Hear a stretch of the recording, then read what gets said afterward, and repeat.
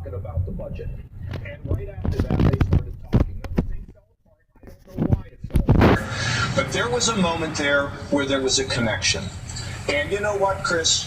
You know this from the experience you had. Where there's a will, there's a way. And we have to get people to rise their performance to a level where they want to help America. They want to fix Social Security. They want to create economic growth.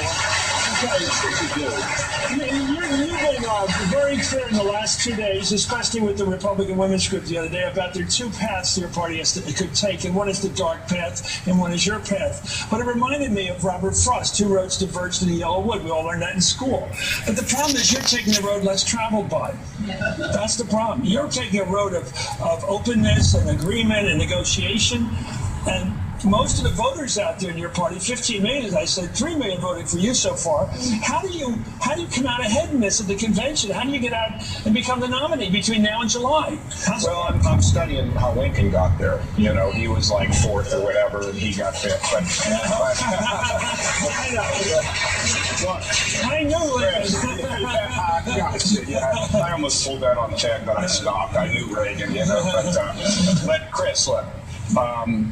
We keep talking about the primary. Now, you win a primary, you lose a general. What's the point? Will you hang a certificate on your wall?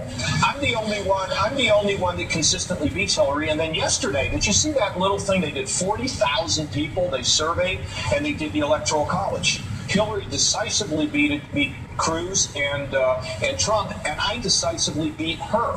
And you know the reason? The reason is. You know, look, the reason is I can appeal to the blue-collar workers, and I can appeal to the independents, or my team can, and we have a proven record of success of solving problems. I don't want to operate in a negative. Okay, look, you go into Cleveland. Yeah. It's in your state. And everybody knows Republicans don't win presidential elections without Ohio. It's never happened. It's the one state your party needs. You're obviously the road to that. But you get to the convention. Suppose Trump doesn't get even 1,100. He's nowhere near. He doesn't get the gimme. He doesn't get the 1237. Well, he's not going to. Okay, but that doesn't happen. That's the first step in you getting the nomination. You get there, and all of a sudden Trump starts making speeches, which he's already begun to make. If I don't get this thing, it's been fixed, and I'm walking or running third party. We don't know what he's going to do, but he will blow a stack, and he will say one word to you, and you've got to respond to it. So I'll say it to you now. Democracy. He got the most votes. Shouldn't he be the nominee over somebody who got 1/5 the number of votes or 1/3 the number of votes? Great point. That's a great point. How do you fight democracy? There's only one problem with that. We know that to get an A, you need to make a 90. So somebody makes an 83 and says, you know what, I did better than everybody else. I should get an A. No. You didn't get to 90. Now let me say another thing about conventions. Why do you apply that rule when in every sport we fight in innings? We're not done yet. So let's answer this. How do you explain every election that's ever been held in this country, they don't say you didn't get 33 million. All you do is get one more vote than the other guy. That's how it works. No, you heard of this thing called the Electoral College. Yes. Okay, so I can throw that argument right back on. So you think you can beat the Electoral College? You can this was Al Gore's argument. He wasn't president. Bush did. He won the Electoral College. Somehow I think the Democrats were more docile than the people for Trump. Let me be serious. I don't see the people for Trump saying, oh, I guess we lost. We're going home. Serious. I don't think they're going to be like that. Let me tell you something. There are people who are for Trump who are really not for Trump. Okay, you know that. Here in New York, you know that. I don't know that. Well, yeah, you do.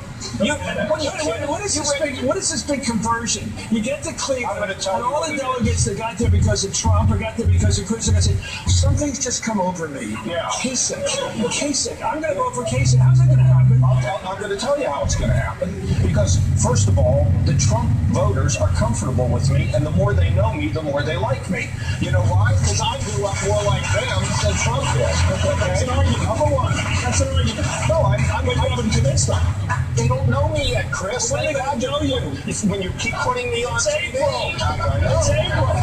You're getting close. Yeah, but here's the thing. Remember the Coke, Pepsi, and Kasich? Now it started. People are beginning to say, a lady came up to me in New York last Saturday. She said, you know, I need to take a picture with you. I said, why is that? She said, well, because I was for Kasich before it was cool to be for Kasich. And that's starting to turn. Now, let me tell you what happens up there. When people become delegates, they assume there's a gravity that sets in. They realize they're picking somebody who can be president and somebody who has to win. Yeah. And I think at the end of the day, when they're there, they take on a different role. And who are the delegates going to be? A lot of them are going to be people who worked in the party vineyards for 40 years. And so I think it's very possible. Now it'll be up to me to convince the delegations To overrule the voters. To overrule the voters. We're not overruling anybody. You've got to get the magic number. Okay. You don't have, I mean, what are you kidding me? I pushed this to. I made my point. You pushed it to the limit. Yes, you didn't make a very good point. I made a better point. I'm wanting to do this. You know I'm